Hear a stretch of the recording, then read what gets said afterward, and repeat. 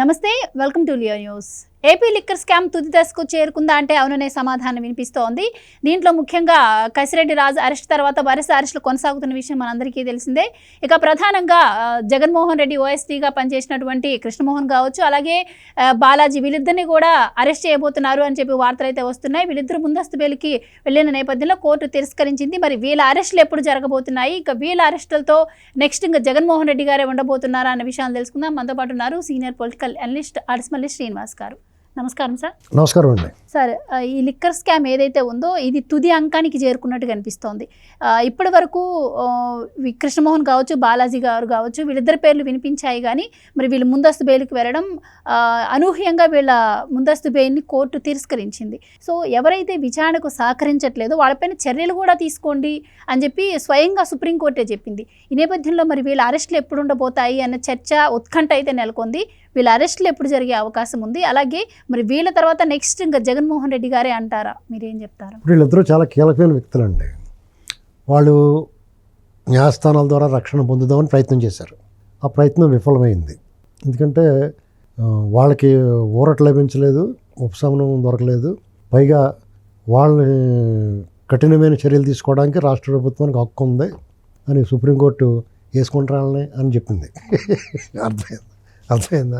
అంటే ఎప్పుడు చెప్తుంటారు కదా, ఆ టైం వచ్చినట్టుంది. అదే వాళ్ళకి ఏంటంటే సుప్రీంకోర్టులో వీళ్ళు ఈ మధ్యకాలంలో ఏమవుతుందంటే హైకోర్టులో వాళ్ళకి ఏమన్నా కొంచెం ఇబ్బంది వచ్చినా సుప్రీంకోర్టుకి వెళ్తే కొంచెం వెసులుబాటు దొరుకుతుంది. వాళ్ళకి ఏమైనా కొంచెం చక్రం పక్క తిరిగిందేమో, బొమ్మ తేడా వచ్చింది. ఇక రాష్ట్ర ప్రభుత్వం ఇప్పుడు ఏమవుతుందంటే వాళ్ళు దాక్కుంటారు, దొరకరు. ఇప్పుడు సుప్రీంకోర్టు వాళ్ళు వేసేయండి, పర్లేదు, మీరు వాళ్ళు అరెస్ట్ చేసుకోవచ్చు, వాళ్ళపై చర్యలు తీసుకోవచ్చు అని చెప్పినా వీళ్ళు ప్రయత్నం చేసినా వాళ్ళు దొరకాలి కదా. ఇప్పుడు మీకు కాకాని గోవర్ధన్ రెడ్డి అయినా, లేదా పిన్నెల రామకృష్ణారెడ్డి తమ్ముడైనా, ఇలాంటి వాళ్ళందరూ పారిపోయి ఉన్నారు కదా, ఎక్కడ దొరకట్లేదు కదా. వాళ్ళకి బెయిల్ వస్తే బయటకు వస్తున్నారు. మొన్న డాక్టర్ ప్రభావతి గారు కూడా సుప్రీంకోర్టు గట్టిగా దెబ్బలు పెట్టింది, చివాట్లు వేశారు. నీ మీద కఠిన చర్యలు ఉంటాయి, నువ్వు వెళ్ళే విచారణ సహకరించకపోతే అంటే సుప్రీంకోర్టు మొట్టుకెళ్ళేస్తే తప్ప వాళ్ళు ఎవడో కూడా చెప్పిన మాట వినట్లేదు. అంటే వీళ్ళు బరిదెగించిపోయి, అంటే వీళ్ళందరూ కూడా అసలు మమ్మల్ని ఎవరైనా ఏం చేస్తారో అని ఉన్నారు. ఒకవేళ విచారణకు వచ్చిన వాళ్ళు ఏం చెప్తున్నారు తెలియదు, గుర్తులేదు, మర్చిపోయాం. ఇది ఒక పాఠం కింద వీళ్ళందరి చేతనే పలక బలపం బట్టి చిన్నప్పుడు కాకి పలక బలపము ఉడత ఇలా అని రాయించేవారు కదా మన చేత. అలాగా ఈ సీతారామాంజనేయుల దగ్గర కూర్చొని దిద్దిచ్చేసాడంట వీళ్ళందరూ. అతను ఇలా లాభం లేదు, లోపల వేసారు, అతను అది వేరే కదా. అయితే వీళ్ళిద్దరూ నోరు విప్పితే డైరెక్ట్గా అంతపురమే, అంటే జగన్మోహన్ రెడ్డి గారు రాజప్రసాదాన్ని నుంచి బయటికి రావాల్సిందే. ఇప్పటికే కసిరెడ్డి చాలా కన్ఫ్యూజ్గా ఉంది అదంతా. అతను చెప్పింది నాదేముంటుందండి, నేను నా కోసం ఏం చేసుకుంటానో, మీకు బొమ్మరిల్లు సినిమాలో అంతా మీరే చేశారంటాడు కదా, అలాగే అంతా ఆయనే చేశాడు, ఆయన కోసమే చేసాం, మాకెందుకండి ఇది, మాకేదో బిస్కెట్ పాడేశారు, పొట్లమంతా వాళ్ళకి ఇచ్చేసామని చెప్పాడు. అది వార్తల్లో వచ్చింది. వాళ్ళ విచారణలో ఏదో రూపంలో బయట పెడతారు కదా, లీక్స్ ఉంటాయి. కాబట్టి వీళ్ళకేం అభ్యంతరం లేదు. ఇప్పుడు అక్కడ లిక్కర్ స్కాము ఎంత జరిగి ఉంటుంది, అసలు జరిగిందా లేదా అనేటువంటి ప్రాథమిక నిర్ధారణకు రావాలి. జరిగిందనేటువంటిది నిర్ధారణ అయింది. అది ఎలా నిర్ధారణ చేసుకున్నారంటే, మనందరికీ రాష్ట్ర ప్రజలతో పాటు ఈ వ్యవస్థలు కూడా, దర్యాప్తు చేసే సంస్థలు అన్నట్లు కూడా అక్కడ జరిగిందనేటువంటి స్పష్టంగా తెలుసు. ఎందుకంటే వాళ్ళు డిజిటల్ పేమెంట్ లేకుండా క్యాష్ అండ్ క్యారీ పెట్టారు. అక్కడ ఎంత అమ్ముతున్నాడో, ఏం చేస్తున్నాడో, ఎంత తెచ్చాడో, ఎంత జమ కడుతున్నాడో వాళ్ళు లెక్కలు చూపించిన దానికి వీళ్ళు దొంగోళ్ళు కాబట్టి నమ్మలేం. అందరికీ అనుమానం ఉంది వీళ్ళు, ఎందుకంటే బ్రాండ్లు తీసేశారు. ఆ బ్రాండ్లు ఉన్నాయనుకోండి, వాళ్ళు ఎంత సప్లై చేశారో వాళ్ళ దగ్గర ఉంటుంది, వీళ్ళు చూపించకపోయినా వాళ్ళ దగ్గర ఉంటుంది. కాబట్టి అట్లా లెగ్గొట్టారు. చాలా ప్లాన్గా స్కెచ్ ఇది. అందులో ఎలాంటి వాళ్ళు ఉన్నారు, గట్టం మెరిచిపోయిన వాళ్ళు, దొంగ లెక్కలు 1,00,000 కోట్లు కొట్టేస్తాం దొంగ లెక్కలు రాసిన విజయసాయిరెడ్డి ఉన్నాడు. అటవీ భూములు ఆక్రమించేసుకుని అందులో ప్యాలెస్లు కట్టేసుకుని పనివాళ్ళు కట్టించేమనేటువంటి మేధావతనం ఉన్న ఆ మిథున్ రెడ్డి వాళ్ళ నాన్న వాళ్ళు ఉన్నారు. ఆ ధనంజయ రెడ్డో, లేకపోతే ఇంకో లావణ్య రెడ్డో, లవంగర్ రెడ్డో, ఇంకోటి ఉన్నాడు చాణక్యరెడ్డి, కసిరెడ్డి, ఈ బ్యాచ్ అంతా కూర్చుని ఒకళ్ళు మీటింగ్లు వేసుకుని అలా పర్ఫెక్ట్ స్కెచ్ ఇది. అంటే సాధారణంగా వీళ్ళు దొరకకుండా చేస్తారు. ఏ విషయం చూడు, వాళ్ళ బాబాయ్ మర్డర్ చేసేసి వాళ్ళు ఎవరో నలుగురిని ఇరికిచ్చేసారు. అందులో వాళ్ళు కూడా మేమే కొట్టేవాడి అంటున్నారు. నిజంగా వాళ్ళే కొట్టారు, కానీ ఎవరు కొట్టించారో చెప్తలేదు. ఇంకా అందులో ఒకటి చెప్పేసాడు అనుకోండి, అది వేరే కదా. లేకపోతే అతను కూడా వాళ్ళకి అనుకూలంగా ఉండి చెప్పడు కదా, మేమే కొట్టాం, మా కోపం అతని మీద అని చెప్పేస్తున్నారు. కొట్టించినట్టు మాత్రం శోభనంగా మిఠాయిళ్ళు వేసి కూర్చొని ఉన్నాడు. వీళ్ళు అసలు ఈ మద్యం మీద కన్నుబడింది వీళ్ళకి. మద్యం విక్రయాలు, మద్యం మీద ఆదాయం అనేటువంటిది అసలు ప్రభుత్వాలు నడవడానికే పనికొచ్చే ఇంధనం కింద పనిచేస్తుంది అనేటువంటిది జగద్విదితం, అందరికీ తెలుసు. దాన్ని మనం ఎందుకు కొట్టేయకూడదు మొత్తం అన్న ఆలోచన వచ్చింది వాళ్ళకి. ఆలోచన రావటమే దీన్ని ఎలా చేయాలి, ఏం చేస్తే మనం మ్యాక్సిమం లబ్ధి పొందుతాం. ఇంతవరకు ఏం జరుగుతుంది, కొద్దిగా ఎవరన్నా చిన్న పొట్లం ఇచ్చి ముడుపులు, చిన్న ముడుపులు ఇచ్చి, లేకపోతే కొద్దిగా లంచాలు ఇచ్చి, కమిషన్లు ఇచ్చి ఆ వ్యాపారాలు చేసుకుంటా ఎంత అమ్మితే అంత దాని మీద ఎక్సైజ్ డ్యూటీ కట్టుకుని ప్రభుత్వానికి ఆదాయం కింద వచ్చేది. ఆ ప్రభుత్వాల్లో ఉన్న నాయకులకు కానీ ఎవరన్నా కక్కుర్తి పడిన వాళ్ళకి కానీ కొద్దిగా ఒక పీస్ వాటా చిన్నది, మామిడికాయ అంతా కోసుకుని చిన్న బద్ద కోసి పెట్టినట్టు ఉండేది వాళ్ళకి. ఇలాంటి పరిస్థితుల్లో ఇది అలా కాదు. ఇప్పుడు బాలకృష్ణ గారు సినిమాలో ఉంటాడు, వెంకటస్వామి, సుబ్రహ్మణ్యం, లక్ష్మీ, వీళ్ళందరూ పోగా ఈసారి చంపేవాడు కావాలన్నాడుగా. ఇన్నాళ్ళకి కమిషన్ తీసుకుని ఉన్నవాళ్ళు కాదు, ఈసారి మొత్తం దొబ్బేవాడు రావాలనుకున్నారు వాళ్ళు. మొత్తం దొబ్బేవాళ్ళు మనమే ఎందుకు కాకూడదు అనుకునేవాళ్ళు. ఈ బ్రాండ్స్ సప్లై చేసి వాళ్ళు ఎగరగొట్టేయాలి. అయితే ఇది మొత్తం 3,200 కోట్ల అవినీతి జరిగింది అని చెప్పి అధికారులు అంటున్నారు. కానీ మొన్న విచారణలో రాజ్ కసిరెడ్డి ఒక్కరికే 2,000 కోట్ల పైన ముట్టాయి అంటున్నారు. అంటే ఆ లెక్కను అసలు ఏం లెక్కలండి, దాదాపు 1,00,000 కోట్లు దాటే అవకాశం. అది ఏరుశనగపప్పు మీద పొట్టులాడిది, అసలు పప్పు అంతా అతని దగ్గర ఉంటుంది. ఏరుశనగపప్పు వేయించిన తర్వాత ఇళ్ళ నలుపు పోతే పొట్టు వస్తుంది కదా, ఆ పొట్టు ఈ రాజ్ కసిరెడ్డి వాళ్ళ దగ్గర ఉంది. అసలు పప్పు బద్దలన్నీ వాళ్ళ దగ్గర ఉన్నాయి. వీళ్ళ స్కెచ్ చూడండి. ఈ బ్రాండ్లు ఎగరగొట్టేయాలి. బ్రాండ్లు ఎగరగొట్టేయాలంటే ఏం చేయాలి? రావద్దురా మీరంటే కుదరదు కదా, వాళ్ళకి కొన్ని హక్కులు ఉంటాయి కదా. ఇన్నాళ్ళు సప్లై చేస్తున్నారు కదా, వాళ్ళకి ఏం చేశారంటే సప్లై చేయని వాళ్ళు డబ్బులు ఇస్తాం మానేశారు. డబ్బులు ఇస్తాం మానేస్తే ఎన్నాళ్ళు సప్లై చేస్తున్నాడు. ఇప్పుడు ఆడు సప్లై చేసినట్టు డబ్బులు తీసేసుకుని దేనికోదానికి ఖర్చు పెట్టేసుకుంటామో ఏదో చేస్తున్నారు. వాడికి చూసి మేము చేయమండి అన్నారు, మానేయండి అయితే అన్నారు. మీరేం చేస్తారు, మీ పాలు పోతాడండి ఇంట్లో. 1 నెల ఇవ్వలేదు, సరే ఎప్పటి నుంచో పోతున్నాం కదా ఇవ్వలేదు అనుకుంటాడు. 2 నెలలు ఇవ్వలేదు, సరే అనుకుంటాడు. 3 నెలలు ఇవ్వలేదు, 4 నెలలు అడుగుతాడు, కొంచెం 5 నెలలు కొంచెం గట్టిగా అడుగుతాడు. 6 నెలలు ఎలాగైతే పోయినండి అంటాడు, మానే అయితే అన్నారు. అతను బలహీనుడు, గట్టిగా మాట్లాడితే యువతడు ఇస్తాడు. పాలవాడికి ఆసామికి ఇంటి యజమానికి ఉన్న సంబంధాల ప్రకారం అది గట్టిగా మాట్లాడి ఇవ్వదు. ఇక్కడ ప్రభుత్వాన్ని అలాగే ఎదుర్కొంటారు వాళ్ళు. ప్రభుత్వాన్ని వాళ్ళు బెదిరించలేరు కదా. పైగా అక్కడ ఉన్న వాళ్ళు ఎవరు, అరాచకవాదులు, ఒక రకమైన ఆర్థిక నేరస్తులు, ఆర్థిక ఉగ్రవాదులు ఉన్నాయి. అయితే సార్ ఇప్పుడు ఇంకా వాళ్ళతో పడలేక వాళ్ళు ఏం చేశారంటే మీకు దండం నా బాగుని పోయారు. అప్పుడు వాళ్ళ స్కెచ్, ఆ 2 అబ్బాయి మన స్కీమ్ మొదలెడదాం, పూర్తిగా చెప్తాను. వీళ్ళు ఏం చేశారంటే కొన్ని డిస్టిలరీస్, బ్రోవరేజెస్ ఇవన్నీ ఉంటాయి కదా, ఆల్రెడీ చేస్తున్న వాళ్ళు ఉంటారు కదా, వాళ్ళందరి దగ్గరికి వెళ్ళి, అందులో టీడీపీ వాళ్ళు కూడా కొంతమంది ఉంటారు, అవి కూడా మేము చేసుకుంటామని మీరు వెళ్ళిపోవాలని చెప్పారు వాళ్ళకి. వాళ్ళు దండం పెట్టి పోయారు. ఎందుకంటే లేదంటే వాళ్ళ మీద 100 కేజీలు ఎత్తారు. అప్పుడు ఎన్నాటిలోనూ వాళ్ళు 2 అబ్బాయి మన మసాలాలు పట్టుకొని మనం కలుపుతామని చెప్పేసి వాళ్ళు తయారు చేశారు.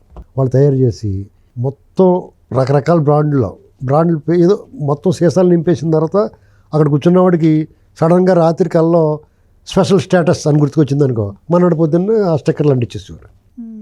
అలా రకరకాల బ్రాండ్లు 100 రూపాయలు, 200 రూపాయలు, 3 ఇదే పాపం తాగి వాళ్ళు కూడా 200 రూపాయలది, 100 రూపాయలది ఇలాగ అడిగేవారు పాపం.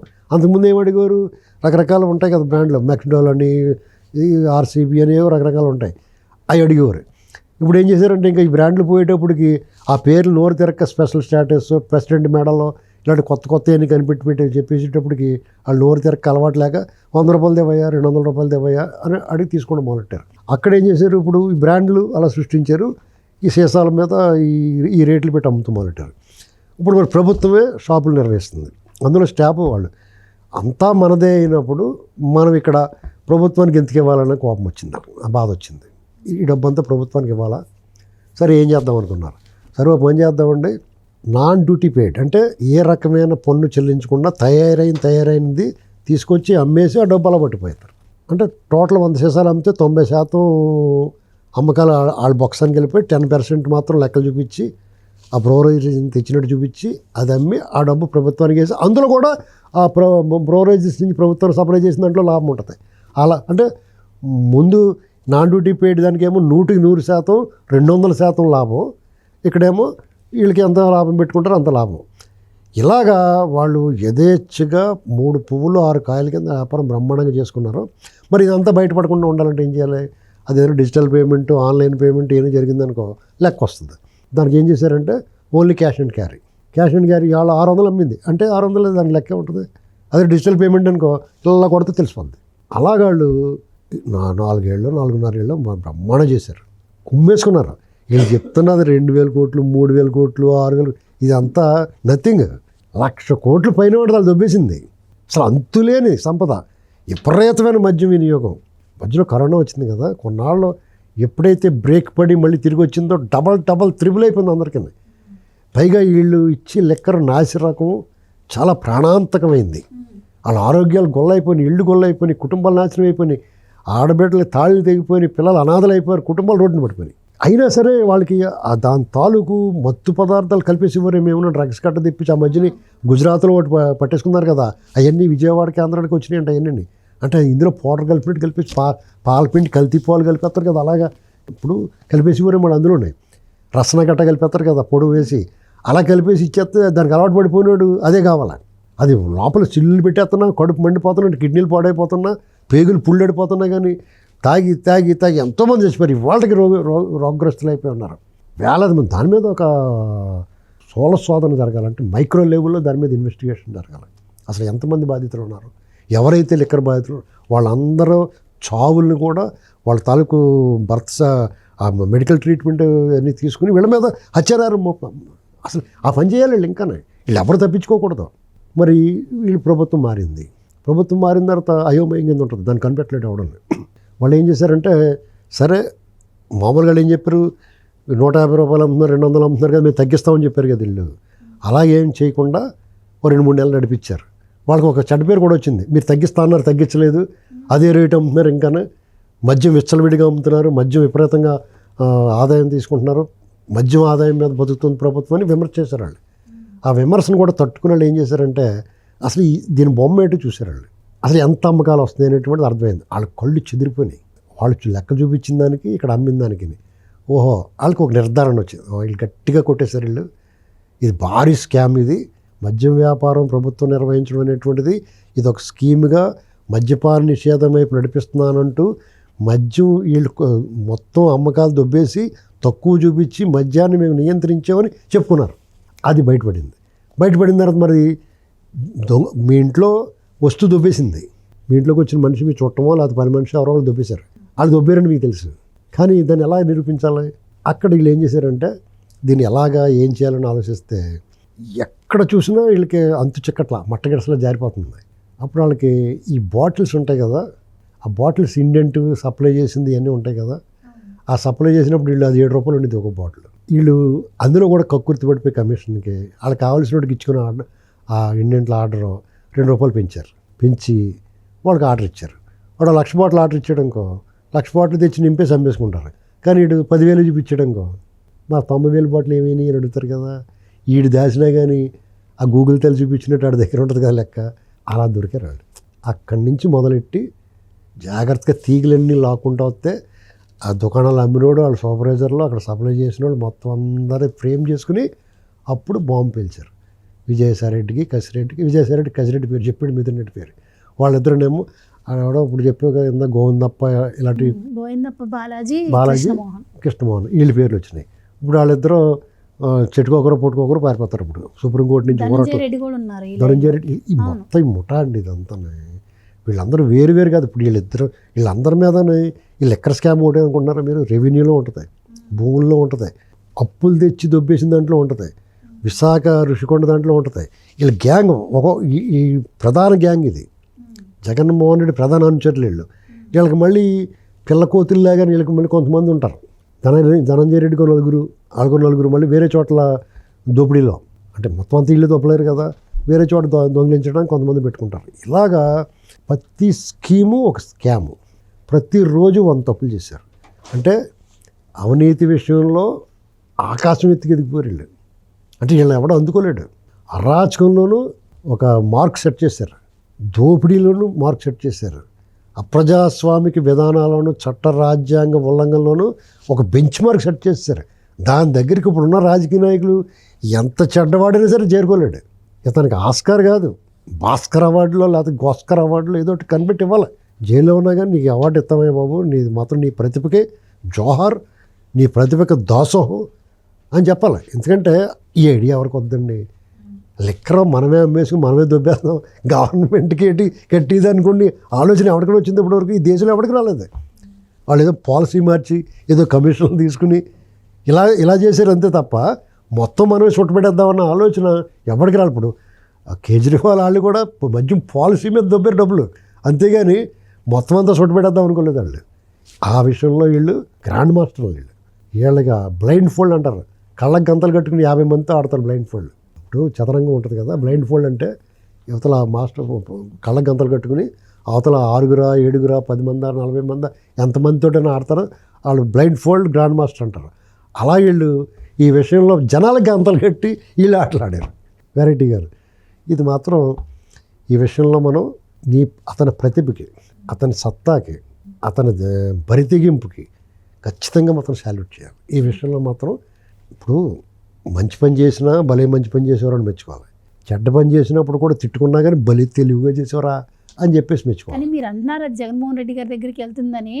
నిన్న మనం చూసాము సిఐడి ఇంట్రాగేషన్లో ఉన్నటువంటి కసిరెడ్డికి రాజభోగాలు నడుస్తున్నాయి, ఫోన్లు తీసుకొచ్చి ఇస్తున్నారు అని చెప్పి ఆ ఎంక్వైరీ మీద కూడా అనుమానాలు వస్తున్నటువంటి పరిస్థితి ఎలా ఉండబోతుంది అంటారు? ఇప్పుడు కసిరెడ్డికి రాజభోగాలు అందుతున్నాయి, కాలు మీద కాలేసి కూర్చున్నాడు, అతను దోషిలాగా ఒక ముద్దాయిలాగా ఎక్యూజ్డ్ లాగా లేడు అనేటువంటి వార్తలు వినపడ్డాయి. చాలా దురదృష్టం. సిఐడి తన వైఖరి, తన దర్యాప్తు తీరు మార్చుకోవాలి. ఇక్కడ ప్రజలు చూస్తూ ఉన్నారు. ఇప్పటికే ఏపీ పోలీసు ప్రతిష్ట దిగజారిపోయింది. జగన్మోహన్ రెడ్డి వీళ్ళందరినీ పాడు చేస్తాడు. కూటమి ప్రభుత్వం వచ్చిన తర్వాత కూడా మీరు అలాగుంటే అది మీకే కాదు కూటమి ప్రభుత్వానికి కూడా మచ్చ. కూటమి ప్రభుత్వ పెద్దలు, రాష్ట్ర బాస్, పోలీస్ బాస్ కూడా దీని మీద దృష్టి పెట్టాలి. మనం వాళ్ళ వ్యవహారం కొన్ని విషయాలు చాలా బాగుంది కాబట్టి మనం వాళ్ళు విమర్శించలేకపోతున్నాం, కఠినంగా మాట్లాడలేకపోతున్నాం. రేపో మాపు ఇది ఇలాగే కొనసాగితే అందరికన్నా దారుణంగా కఠినంగా మాట్లాడాల్సి వస్తుంది. ఎందుకంటే మేము పబ్లిక్, ప్రజాస్వామ్యంలో ప్రజలే రాజులు. You are public servant, we are public. అంటే మేము రాజులు, మేము ప్రభుత్వం, మీరు ప్రజాసేవకులు, గవర్నమెంట్ సర్వెంట్స్, మీరు ప్రభుత్వ సేవకులు. కాబట్టి మీరు మేము చెప్పిన దాన్ని ఆలకించాలి, సూచనలు తీసుకోవాలి, ఇలాంటి విషయాల్లో కఠినంగా దర్యాప్తు చేయాలి, ప్రజల వైపు నుంచి ఆలోచించాలి, ప్రజాక్షేమం జనహితం కోరాలి. ఇది లేకుండా ఇటువంటి దొంగళ్ళందరినీ కూర్చోబెడితే నాలాంటి మంచోడు లేకపోతే ఇంకొకటి సాధారణమైన పౌరులు కూడా మనం కూడా ఏదైనా పోతా ఏదో ఒకటి సంచెట్టుకుని పోదామని చెప్పి చూద్దాం. ఇప్పుడు బస్సులో కూడా ఎవడో బస్సు కోసం నిలబడతా ఉంటే ఆ సంచిలో డబ్బులు ఉండే ఇంకా సంచెట్టు పోవాలనిపిస్తుంది, అంతే కదా. ఇప్పుడు ఇన్ని దొంగతనాలు చేసి బ్యాంకులను కొలగొట్టేసి వాళ్ళు అప్పులు ఎగ్గొట్టేసి పోతుంటే వాళ్ళకి వెసులుబాటు దొరుకుతుంటే ప్రతి ఒడికి ఏమనిపిస్తుంది, మనం కూడా ఈ 10 ఏళ్ళు బజాజ్లో తీసుకున్నది ఎగ్గొట్టేద్దాం అనిపిస్తుంది. అవునా కదా. వాళ్ళు అలాగే ఊరుకొని ఎగ్గొట్టేస్తారు వచ్చి ఇంటికి. బజాజ్ ఫైనాన్స్ వాళ్ళు చేసిన పని బ్యాంకులు ఎందుకు చేయలేకపోతున్నాయి? బజాజ్ ఫైనాన్స్ నుండి ఒక అప్పు తీసుకున్నావు అమ్మాయి, ఒక ఏసీయో, కారో, లేకపోతే మోటార్ సైకిలో, లేకపోతే ఫ్రిడ్జో ఏదో కొనుక్కున్నావు. నువ్వు కట్టలేదనుకో వాళ్ళు ఇంటి మీద వచ్చి పడిపోతారా? మరి ఈ 1000 కోట్లు తీసుకున్నావు అని కట్ట ఎందుకు వదిలేస్తున్నారా బ్యాంకు వాళ్ళు? ఎవరిది చేతకాంతనం? ఇందులో ఎక్కడ లోపం ఉంది అంటే ప్రజాస్వామ్యంగా చట్ట ప్రకారం ప్రజలందరూ చట్టాన్ని, రాజ్యాంగాన్ని గౌరవించినంతకాలం మీ శాస్త్రలో అన్నీ ఇలాగుంటున్నాయి. అదే ప్రజలు శ్రీలంకలో మాదిరి తిరగబడి దొరికినోడు కుమ్మేస్తుంటే అప్పుడు వింటారా? అలా మారాలని కోరుకుంటున్నారా మీరు? అలా మారకూడదు అనుకుంటే చంద్రబాబు నాయుడు గారి నాయకత్వంలో ఆయన ప్రజాస్వామ్యవాది, సహనంతో ఉంటాడు, ఆయన సౌమ్యుడు, మీ అందరికీ గౌరవిస్తాడు వ్యవస్థలకి. ఆ వ్యవస్థలు సక్రమంగా పనిచేయాలి. సక్రమంగా పనిచేసి ప్రజల అభిష్టం మేరకు ప్రజారంజకంగా దుష్టులను శిక్షించి శిష్టులను రక్షించాలి. రైట్ అండి, థ్యాంక్ యూ సో మచ్.